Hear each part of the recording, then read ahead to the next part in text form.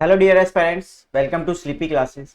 UPSC prelims CSAT के लिए हम यहाँ पर प्रिपरेशन कर रहे हैं। आज का जो हमारा टॉपिक रहने वाला है वो है डाटा सफिशिएंसी। डाटा सफिशिएंसी का जो टॉपिक है या फिर जो आप पॉइंट बोल सकते हो कि डाटा सफिशिएंसी का जो टॉपिक है हमारा, इसमें हमारे ऑलमोस्ट सारे टॉपिक्स जो है वो कवर होते हैं। ऑलमोस्ट सारे टॉपिक्स कवर करने हैं हमें इसमें। अगर हमें सारे टॉपिक्स आते हैं तो ही हम डाटा सफिशिएंसी को कर सकते हैं, अदरवाइज हम डाटा सफिशिएंसी को नहीं कर पाएंगे क्योंकि इसमें सारे चैप्टर्स का मिक्सचर है। जैसे अब हम पहला क्वेश्चन यहां पर देखते हैं। पहला क्वेश्चन हमारे सामने है कि consider the two statements and a question. ठीक है, पहली स्टेटमेंट हमारे पास है the last day of the month is a Wednesday. Last day of a month is a Wednesday, तो मतलब स्टेटमेंट 1 दे दी हमें। स्टेटमेंट 2 है हमारे पास the third Saturday of the month was 17th day, मतलब 17th जो डेट है इस महीने की उसको सैटरडे है। ठीक है, हमें यहां से समझ में आता है। क्वेश्चन हमसे क्या पूछा गया है वो यहां पर समझो आप सबसे पहले कि क्वेश्चन हमसे पूछा क्या गया है, उसके अकॉर्डिंग हम आंसर करने की कोशिश करेंगे कि what day is the 14th of the given month. तो हमें निकालना है कि 14th डेट जो थी इस महीने की, 14th of the any month, जिस भी मंथ की ये बात करें उस महीने में 14th जो डेट थी उस तारीख को कौन सा डे था, हमें वो निकालना है बेसिक। तो पहली स्टेटमेंट को अगर आप देखते हो तो the last day of the month is a Wednesday. अच्छा, अगर मैं यहां पे मान लेता हूं कि चलो लास्ट डे अपना वेडनेसडे है, ठीक है, वेडनेसडे अपना लास्ट डे है, बट अपने को ये नहीं पता अब यहां पर कि ये 28 वाला महीना है, 29 वाला है, 30 वाला है, 31 वाला है। अगर मुझे ये नहीं पता तो मैं ये नहीं बता सकता कि 14th ऑफ द मंथ क्या रहेगा, क्योंकि देखो इनके ऊपर डिपेंड करती है बात कि चेंजेस हो सकते हैं, राइट। ऊपर नीचे चीजें हो सकती है। अगर last day of the month मतलब लास्ट डेट जो है वो कुछ भी हो सकती है, 28, 29, 30 या 31 में से कोई भी बात हो सकती है। तो इस तरीके से मैं पहले वाले से तो नहीं बता पाऊंगा कि भाई कौन से डेट को, मतलब 14th को कौन सा डे था। चलो सेकेंड स्टेटमेंट देखते हैं। The third Saturday of the month was 17th। तो जो थर्ड सैटरडे है, सैटरडे जो थर्ड है हमारे पास, उसको कौन सी डेट है हमारे पास, 17th।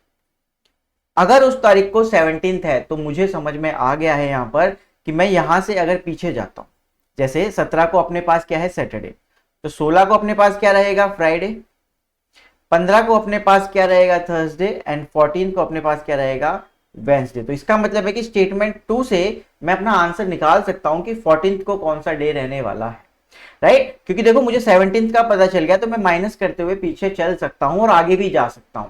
तो इस तरीके से मेरे पास क्या आंसर आएगा कि statement 2 alone is sufficient to answer the question, and option number 2, option number B, statement 2 alone is sufficient to answer the question. ठीक है, तो पहली स्टेटमेंट पहले मैंने चेक की, उससे मेरा आंसर नहीं आ पाया, फिर मैंने दूसरी स्टेटमेंट चेक की जिससे मेरा आंसर आ पाया। अगर सेकंड वाली से भी नहीं आता तो हम दोनों को क्या करते, कंबाइन करते और फिर ट्राई करते कि क्या दोनों को मिला के आंसर आ सकता है या नहीं आ सकता। तो ये अपना डाटा सफिशिएंसी यहां पर रहने वाला है।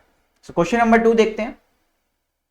अब क्वेश्चन नंबर 2 हमारे पास जो है वो कह रहा है कि स्टेटमेंट 1 ये है। पहला क्वेश्चन, सबसे पहला काम करा करो कि क्वेश्चन पढ़ो कि who is the heaviest among A B C D E. तो अपने पास 5 पर्सन है, हमने ऑर्डर एंड रैंकिंग में समझा था, यहाँ पे हम हैवी वाला रखेंगे और यहाँ पे हम लाइटर वाला रखेंगे। ठीक है, तो ए इज हैवियर देन, ठीक है, ये सेकंड स्टेटमेंट है। स्टेटमेंट 1 से शुरू करते हैं। स्टेटमेंट 1 हमसे कह रही है कि each of A and D is heavier than each of B, E and F.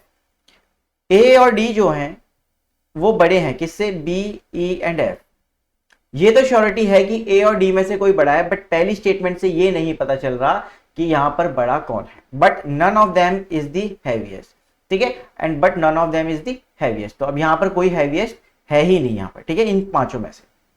ठीक है, अगली स्टेटमेंट कह रही है हमसे A is heavier than D but is lighter than C. A क्या है, हैवी है। सेकंड स्टेटमेंट, पहली स्टेटमेंट से तो आप इंडिविजुअली आंसर नहीं कर सकते।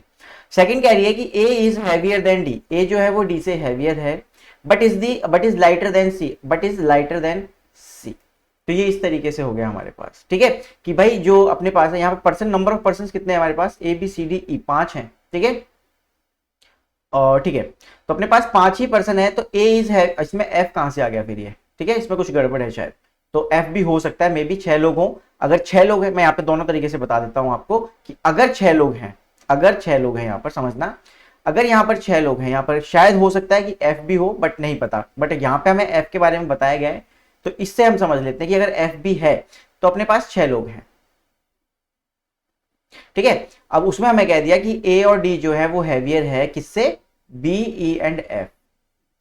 But none of them is heaviest. None of them is heaviest मतलब इनमें से कोई भी हैवीएस्ट नहीं है, ठीक है। अब ए और डी में से कोई हैवीएस्ट नहीं है, तो आपको ये चीज समझ में आती है कि ए डी इन दोनों में आपस में कोई भी कहीं भी हो सकता है, बी ई एफ इन तीनों में से कहीं पर भी हो सकते हैं, और जो बचा हुआ सी होगा वो यहां पे होगा। तो इस हिसाब से स्टेटमेंट 1 से आंसर आ जाएगा, इस हिसाब से स्टेटमेंट 1 से आंसर आ जाएगा।